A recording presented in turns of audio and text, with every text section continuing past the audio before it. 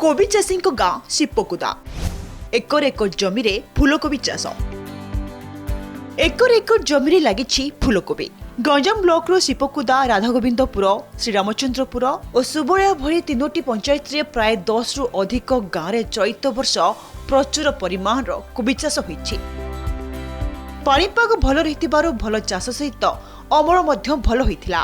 प्रथमे प्रथमे चाषी व्यवसायी माने 55 टंकारु 60 टंकारे किनि नउथिले, किंतु वर्तमान 20 टंका खसी फूलकोबी मात्र 35 टंकारे बिक्री होछि। आगकू आहुरी दर कमिबा भୟରେ चाषी माने तरबरिया भावे फूलकोबी काटिबारे व्यस्त अछंती। कारण दर जदि आहुरी कमिजिब तेबे लाभ तो दूरर कथा मूल भी मिलिबनी। दीर्घ 4 मास काल चाषी अक्लांत परिश्रम करिथिले। दर कमिबारु एबे मुंडरे हाथ देई बसिचंती।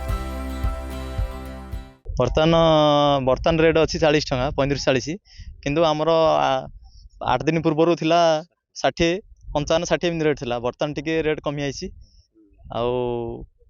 किंतु आमर एडी सिना 40 टंका 35 नौजन, किंतु खाउटी 60 55 60 70 माने फुलर भेराइटी देखिकी क्वालिटी देखिकी खाउछंदी। वर्षा रे तो सब फसल करथिलु, छोट छोट ये कढ आस्तिला सब ये रे वर्षा रे पळेला। एबे आथरे परिश्रम करी लागुछु कोन हेले टिके आगु टिके रेट हेले आमे ये हबो न हेले केते घंटा परिश्रम करियो पड़छ? दिन को 4-5 घंटा 5-6 घंटा परिश्रम करछु। ए अंचल जलवायु फूलकोबी चाष पई बेस उपयोगी। दीर्घ वर्ष हेला चाषी माने फूलकोबी चाष करूछंती। बिहन किना मूलिया मजूरी सह चाषी परिश्रम परे मध्य मूल टंका उठु नाही। तेणु अनेक चाषी बाहर राज्य को दादन खटिबा पई चाहुछंती।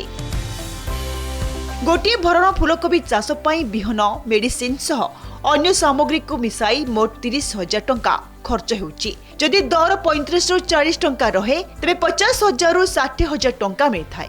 सेपटे चाषी व्यवसायी माने 35 टंकारे फूलकोबी किनिबा परे ताहाकु 60 टंकारे बाजार रे बिक्री करूछंती। खाउटी माने 60 टंकार फूलकोबी किनुथिबा बेले व्यवसायी माने सीधा सड़क 25 टंका लाभ पाउछंती, किंतु चाषी माने खेती सोहुचंती। तेणु सरकार धान मंडी भली पनीपरिबा मंडी कले चाषी माने आहुरी उपकृत होई पारंते। फूलकोबी वर्तमान 35 टंका 40 टंका थिला, वर्तमान रेट कमेछि 35 टंका होउची। आउ आमे चाषी भाई भौणी माने बापा माँ आमे समस्त सांग होगी दिन राति सकाळ 4 उठुजु संध्या 7 जे हम काम सरने, काई ना कोबी रेट कमी जाउची। सेथिबा में तंदार है कि आमे हाणी दे दउछु। कोबी चाष पय आगे बहुत परिश्रम करा पड़ुची। सकाळ उठी सकाळ 4टा 6टा रे आरंभ हो, प्राय 4टा भीतर सिना आसी बाडू पाखरे पहुंचू, किंतु आरंभ कला बेलू 5टा 5:30 आरंभ करी 10टा पर्यंत बाड़े काम करूँ। तापर पानी धरिकी रात्र भी खटू। पानी जदि अभाव पड़ला बोले रात्र से खटी पानी मडुछ।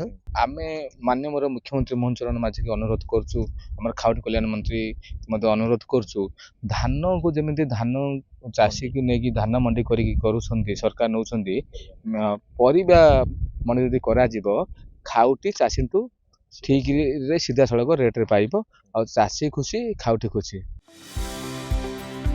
गंजाम ब्लॉक रे अंचल फूलकोबी ब्रह्मपुर, भुवनेश्वर, कटक भली सहर को रप्तानी होइथाय। संरक्षित रखिबा पई शीतल भंडार व्यवस्था करागले चाषी माने लाभवान हेबे बोली कहिसंती।